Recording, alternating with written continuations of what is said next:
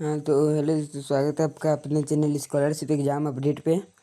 तो जैसा कि आप लोग को पता है, पहले अपने चैनल का नाम था NMMS वाला, जिसको हमने चेंज कर दिया स्कॉलरशिप एग्ज़ाम अपडेट। जैसा कि NMMS वाला था, लेकिन NMMS की ज़्यादा वीडियो अपलोड नहीं हो पा रही थी, और लेकिन हमने NMMS की भी वीडियो अपडेट अब वीडियो अपलोड कर रहे हैं अभी।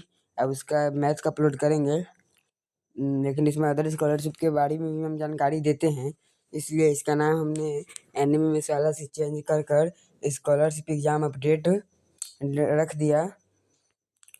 और जैसा कि आपको बैनर में दिख रहा होगा, पहले था बाय आलोक गुप्ता, अब हो गया बाय आदित्य गुप्ता। तो टेंशन नहीं लीजिए, हम ही हैं। लेकिन पहले था मेरे भाई का नाम, हमने लिख दिया था। अब मैं जब चेंज किया हो तो बैनर में भी मैं अपना नाम ही लिख दिया हूँ, बाय आदित्य गुप्ता। तो आप सबको मेरा नाम तो पता चल गया, आदित्य गुप्ता है।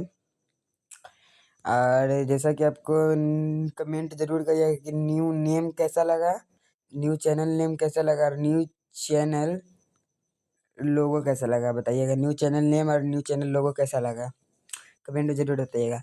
और आज की इस वीडियो में थंबनेल देखकर आपको पता चलेगा कि हम क्या बताएंगे।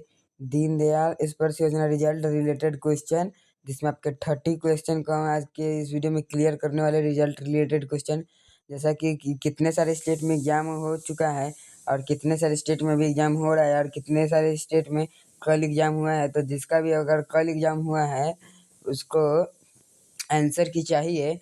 तो क्वेश्चन हमारे मोबाइल नंबर 8603546991 पर क्वेश्चन भेज दें, और ये नंबर हम डिस्क्रिप्शन में भी दे देंगे। तो आपको इस पर क्वेश्चन भेज देना, ताकि हम आंसर की अपलोड कर सकें। तो और अगर आपको रिजल्ट रिलेटेड क्वेश्चन के बारे में बात करना है तो एंड तक बने रहिए। इसमें आपके 30 क्वेश्चन, जिसमें आपके सारे क्वेश्चन आज आने वाले हैं, को हम आज क्लियर करने वाले थे। यहाँ पर ये पहला क्वेश्चन आपका रहा है, दीनदयाल स्पर्श योजना क्या, ये सब आप अभी जानकर क्या करिएगा। आप तो एग्जाम दे दिए हैं, इस योजना का उद्देश्य क्या, ये भी छोड़िए। 4-5 क्वेश्चन पहले वाले ये सब आपको हम पहले बता दिए हुए हैं। किस कक्षा के विद्यार्थी योजना के लिए योग्यता, आप तो 6th 9 आपको पता ही होगा। स्पर्श का पूर्ण रिजल्ट कब, हाँ 5 से आपका क्वेश्चन आ गया है। 4 तो क्वेश्चन पहला वाला था। रिजल्ट कब जारी किया जाता है, ये आपका मोस्ट इम्पोर्टेंट, यही आपका सबसे ज़्यादा कन्फ्यूजन रहता है कि रिजल्ट कब जारी होगा।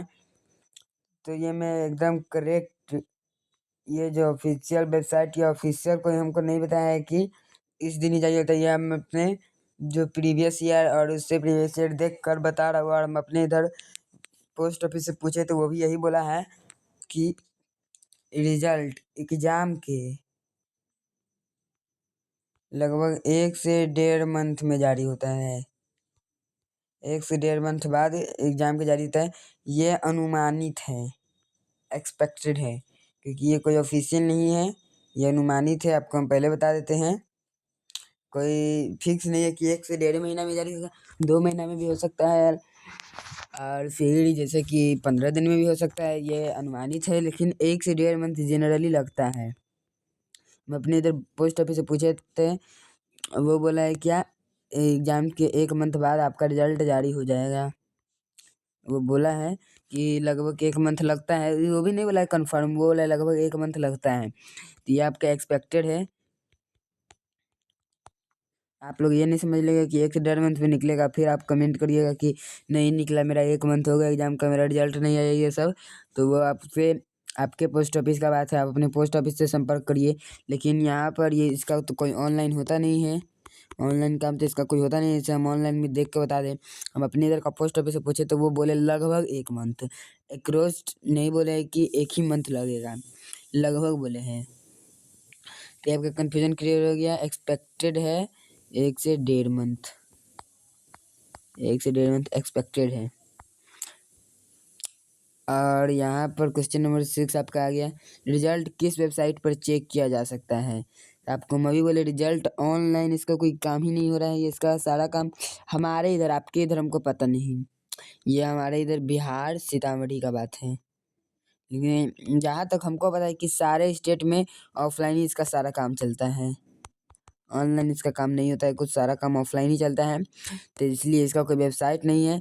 हम अपना इधर पूछे हैं पोस्ट ऑफिस से, तो वो बोला है रिजल्ट इसका ये जो पास हुआ रहता है उसको कॉल जाता है। और या फिर पिछले बार हम खुद गए थे रिजल्ट एक बार चेक करने, तो वो पोस्ट ऑफिस में सिलेक्टेड स्टूडेंट का पोस्टर पेम्पलेट बनाकर चिपकाए हुए थे। पोस्ट ऑफिस में सिलेक्टेड स्टूडेंट का पेम्पलेट चिपकाए हुए थे। वो भी 1 से 1.5 मंथ बाद ही पिछले बार जारी हुआ था बिहार में। और बोले जो जो पास होता है उसको कॉल जाता है कि आप पास हो गए हैं। तो इसलिए रिजल्ट किसी वेबसाइट पर नहीं आता है, आपको अपने पोस्ट ऑफिस पर 10 दिन 15 दिन पर जाते रहना चाहिए, ताकि आप पूछते रहना चाहिए कि रिजल्ट आया कि नहीं दीनदयाल स्पर्श योजना का। यहाँ पर आपका क्वेश्चन नंबर 7 है, रिजल्ट आने के बाद विद्यार्थी को क्या करना चाहिए। 1 मिनट पहले आपको क्वेश्चन नंबर 6 का एक और बात क्लियर कर दे। अगर आप ऑनलाइन फॉर्म भरे, अगर होता भी हो तब, लेकिन हमारे हिसाब से तो कहीं पर सारी जगह ऑफलाइन काम होता है। तो आप जिस वेबसाइट से फॉर्म भरे हैं या अपने साइबर कैफे वाला से भरवाया है, अगर ऑनलाइन भरा है तो ऐसे ही आप ऑफलाइन भरे तो पहले वाला बात मानिएगा। तो वहीं पर आप अपना देखते रहिएगा अपडेट आ रहा है कि नहीं। जैसा कि हमारे हिसाब से तो सारे जगह ऑफलाइन ही काम चल रहा है अभी। तो ये आपका क्वेश्चन नंबर 7 क्लियर करते हैं। रिजल्ट आने के बाद विद्यार्थी को क्या करना चाहिए। तो रिजल्ट आने के बाद आपको तो कुछ नहीं करना है। रिजल्ट आने के बाद एक प्रोजेक्ट वर्क होता है, वो करना है। रिजल्ट आने के बाद आप क्या करिएगा, प्रोजेक्ट वर्क जमा करिएगा। उसके बाद जैसा जैसा प्रोसेस आगे का होगा वैसा वैसा करते जाइएगा, उसका तो पैसा आएगा। तो यहाँ पर क्वेश्चन नंबर 8 है, यदि किसी विद्यार्थी का नाम लिस्ट में नहीं आता है तो क्या करना चाहिए। लिस्ट में नाम नहीं आता है इसका मतलब आप पास नहीं हुए हैं। पास हुए रहते तो लिस्ट में नाम तो जरूर आता है। यदि आपका लिस्ट में नाम नहीं आया तो आप पास नहीं हुए हैं। नेक्स्ट ईयर ट्राई करिएगा, अगर आप 6, 7, 8 में है तो। अगर 9th में है तो आपका बैड लक है, पास नहीं हुए तो। उसके बाद तो ये 6th 9th तक के लिए ही रहता है। तो आप अगर 6, 7, 8 में है तो नेक्स्ट ईयर ट्राई करिएगा। अगर 9th में है तो फिर आप कुछ नहीं कर सकते। अगर आपका लिस्ट में नाम नहीं आया तो मतलब आप पास नहीं हुए। यहाँ पर क्वेश्चन नंबर 9 है आपका, रिजल्ट के बाद पैसा कैसे मिलता है। ये प्रोसेस भी बहुत का डाउट रहता है कि रिजल्ट के बाद पैसा कैसे मिलता है। तो जैसे ही रिजल्ट आएगा, अगर आप उसमें पास हुए रहते हैं तो आपको एक प्रोजेक्ट वर्क दिया जाता है, वो आपके पोस्ट ऑफिस से दिया जाता है। वो प्रोजेक्ट वर्क आपको जमा करना रहता है। और उसके बाद प्रोजेक्ट वर्क जमा करने के बाद आपका आगे का जैसा जैसा प्रोसेस चलता रहता है, आपको वैसा वैसा प्रोसेस आपको शायद IPPB India post payment bank में अकाउंट खुलाना पड़ता है। और आपको 3 महीने में 1500 रुपये की राशि दी जाती है। और यहाँ पर क्वेश्चन नंबर 10, आपका स्टूडेंट को कितनी रकम दी जाती है। तो स्टूडेंट को 1 ईयर में 6000 रुपये दिए जाते हैं, जिसमें 3 मंथ पे 1500 रुपये दिए जाते हैं। ऐसे करके 4 बार दिया जाता है। रिजल्ट आने के बाद कौन कौन से डॉक्यूमेंट जमा करने पड़ते हैं, तो ये तो अभी हमको नहीं पता है। लेकिन रिजल्ट आने के बाद आपको एक प्रोजेक्ट वर्क जमा करना पड़ता है। और उसके बाद क्या लेगा, आधार कार्ड लेगा, बैंक पासबुक लेगा, यही सब तो लेगा। वो आप अपने पोस्ट ऑफिस से पूछ के अपना जमा कर लीजिएगा अगर आप पास होते तो। यहाँ पर आपका क्वेश्चन नंबर 12, बैंक अकाउंट किस नाम से खोलना होता है। तो बैंक अकाउंट तो आपको अपने नाम से खुलवाना होगा, अपने नाम से खुलवाना होगा बैंक अकाउंट। बैंक अकाउंट आपको अपने नाम से खुलवाना होगा। अब बढ़ते रहे, फिलाटेली प्रोजेक्ट किस तरह बनाया जाता है। तो फिलाटेली प्रोजेक्ट किस तरह बनाया जाता है वो तो आपको आपको आपके पोस्ट ऑफिस बताएंगे कि पोस्ट ऑफिस अगर आप पास होते हैं तो बताएंगे कि मेरा कौन सा सब्जेक्ट है। तो जैसा सब्जेक्ट होगा वैसा, अभी जैसे ही बिहार में रिजल्ट आता है सब्जेक्ट पता चलता है हमको, तो हम आपको उस पर रिलेटेड भी वीडियो बना देंगे कि प्रोजेक्ट किस टाइप का प्रोजेक्ट रहता है, कैसे रहता है। क्वेश्चन नंबर 14, रिजल्ट किस तरह से डिक्लेयर होता है, ऑनलाइन या स्कूल के माध्यम से होता है। ये भी आपको बता दिए, रिजल्ट ना ऑनलाइन डिक्लेयर होता है ना स्कूल के माध्यम से। या अगर आप पास होते हैं तो आपको कॉल जाता है या फिर पोस्ट ऑफिस में सारा पेम्पलेट साट दिया रहता है। क्वेश्चन नंबर 15, अगर स्टूडेंट किसी कारण से डॉक्यूमेंट लाते जमा करे तो लेट जमा करे तो क्या होता है। लेट जमा करिएगा, अगर आपको कोई लास्ट डेट दिया रहेगा पोस्ट ऑफिस भी, तो आप लेट जमा करिएगा तो अगर आपका पैसे नहीं भी आ सकता है और आ भी सकता है। वो आपको बताएंगे नहीं कि इस दिन तक जमा कर दीजिएगा, तो उस दिन तक आप जमा कर दीजिएगा, लेट क्यों करिएगा। रिजल्ट के बाद सर्टिफिकेट मिलता है या नहीं, ये तो हमको नहीं पता सर्टिफिकेट मिलता है कि नहीं।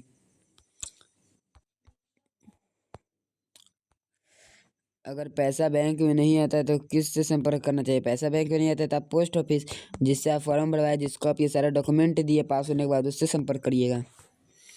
क्वेश्चन, स्कॉलरशिप किस पीरियड के लिए होती है? स्कॉलरशिप किस पीरियड के लिए होती है?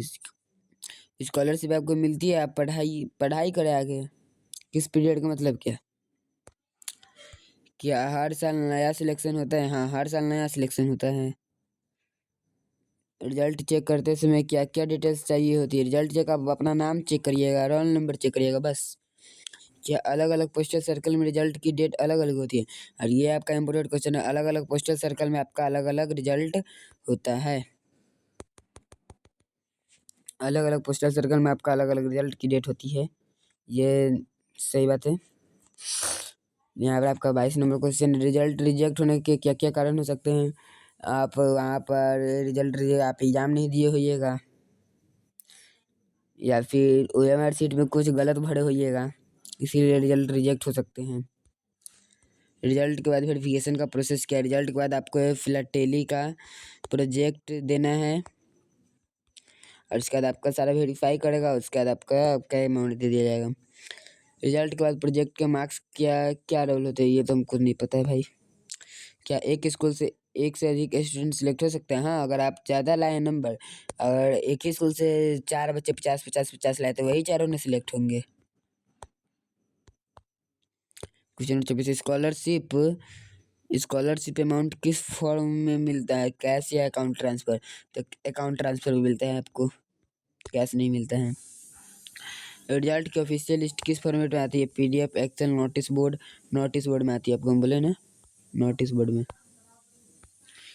रिजल्ट डिक्लेयर होने की जानकारी स्कूल को कैसे मिलती है? रिजल्ट डिक्लेयर होने की जानकारी तो मेरे हिसाब से स्कूल को नहीं मिलती है, या मिलती भी होगी तो स्कूल को पोस्ट ऑफिस की सहायता से मिलती होगी।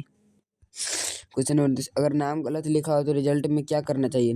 नाम गलत होगा तो आपको बाद में पोस्ट ऑफिस से पूछताछ कर सुधराना पड़ेगा। रिजल्ट के बाद अगले सेशन में फिर से अप्लाई करने का नियम क्या है? अगर आप इस बार 6 क्लास में, 7 क्लास में, 8 क्लास में, तो आपको अगले साल जैसे इस साल फॉर्म भरे थे वैसे ही अगले साल भी फॉर्म भर दीजिएगा, कोई दिक्कत नहीं है। तो हो गया आपका 30 क्वेश्चन क्लियर। तो वीडियो अच्छा लगता है लाइक कर दीजिएगा, अपने दोस्तों को भी शेयर कर दीजिएगा, और दीनदयाल से रिलेटेड क्वेश्चन और अदर स्कॉलरशिप से रिलेटेड क्वेश्चन के लिए चैनल को सब्सक्राइब कर बेल आइकन ऑन करके रख लीजिएगा।